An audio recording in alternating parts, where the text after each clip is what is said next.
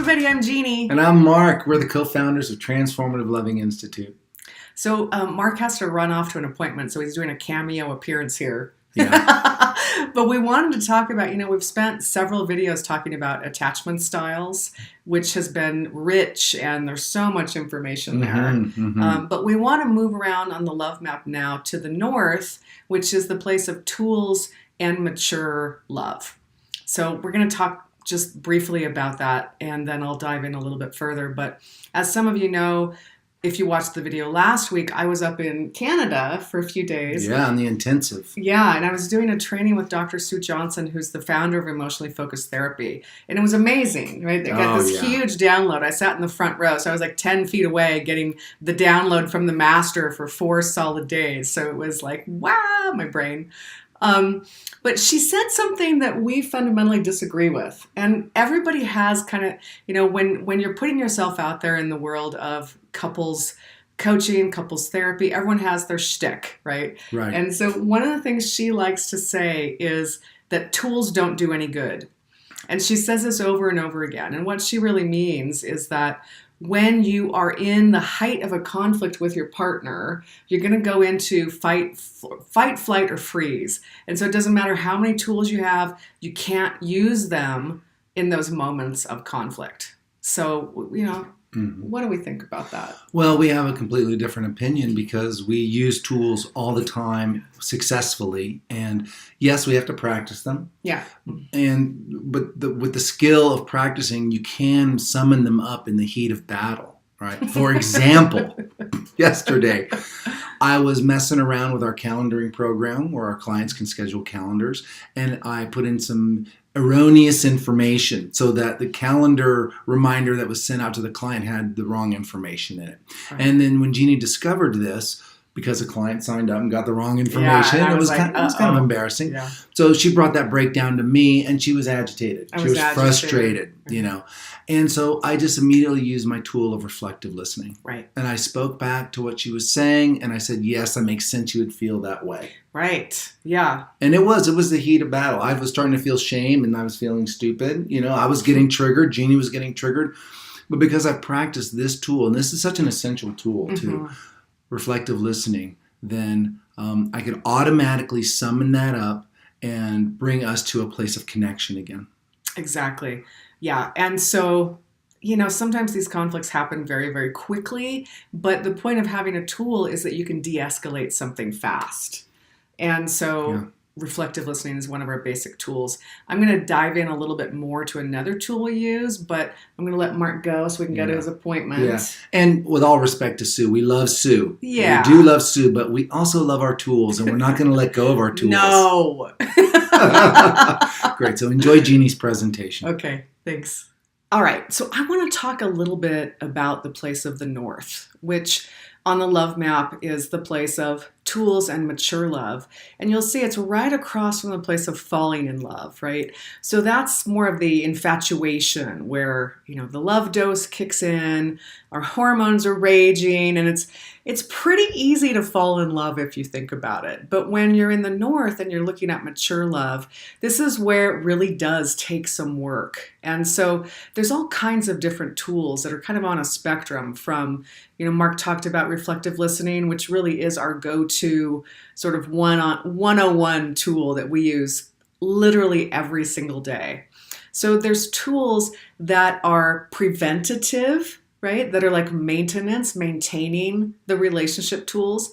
And then there are tools to de-escalate, like reflective listening is. And then there's also repair tools. So we kind of see there's 3 different ways of working with tools in the relationship. So I want to briefly introduce you to one that's going to move us around the wheel, because where we're going is the next place, to the place of healing and deeper connection. So Mark and I have used this tool literally from our first date. And I was trained in a practice called Counsel.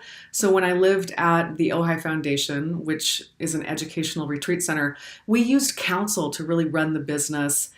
We trained students and teachers in the way of Counsel. I've used Counsel a lot in rites of passage work. And so there's a particular form of Counsel that's called dyadic Counsel, which is unique to being in some sort of a partnership. It could be with a good friend but in this case, it really is about romantic partnerships. So the idea is that when you come together in a partnership, there's a third entity that gets created, which really is the relationship itself. And this is not unique to counsel. A lot of different traditions write about when two people come together, there's like a third, almost like a transpersonal ally that gets created. Sometimes we think about it as our relationship angel. And what I love about this practice is that it really helps us access more of a spiritual component or a spiritual dimension or way of looking at our relationship. Because when we are in conflict, sometimes all we can see is the little nitty-gritties of what happened. Whereas if we tune in with our relationship angel, there's a different perspective that oftentimes neither one of us has thought about. So, we do a whole weekend. It's really an experiential training about how to actually be in this process of counsel with each other. But I want to describe it briefly because I think it's so valuable. And as a matter of fact, it really is so valuable that Mark and I would not have gotten married without this tool, without this practice. And we probably wouldn't have stayed married without it. It's that vital to our relationship. So there's four basic components to counsel. So we talk about them as being intentions. So just like when you're meditating, you come back to your breath. When you're in the practice of counsel, you come back to these four intentions, right? So it's speaking from the heart, listening from the heart, being spontaneous. So what that means is trusting that whatever comes to your heart to say is the perfect thing to say. And then the last one is being lean. And the reason why that's important is because sometimes if we have, we use a talking piece. So if one of us has the talking piece, and let's say it's me and I go on and on and on, Mark's going to start to get flooded and he can't actually hear me. So being lean and talking in short little segments is actually the important part of counsel. So those are the four intentions of counsel. And then we set out a pillow for our relationship angel. And when we get stuck, so we pass the talking piece back and forth. And if we get stuck, we put the talking piece on the pillow and we actually both sit in silence, almost like a meditation, and we listen to the wisdom of what our relationship angel has to say. So really quick overview of what that process is, but it's so helpful for us. And I feel like one of the things is, I love this Einstein quote, right? I'm paraphrasing, but it's something like problems can't be solved at the same level at which they were created. And so counsel gives us a different, higher perspective. And it really does help us see things differently, totally differently. We get information and ideas about how to solve things that Mark and I would never have come up with on our own.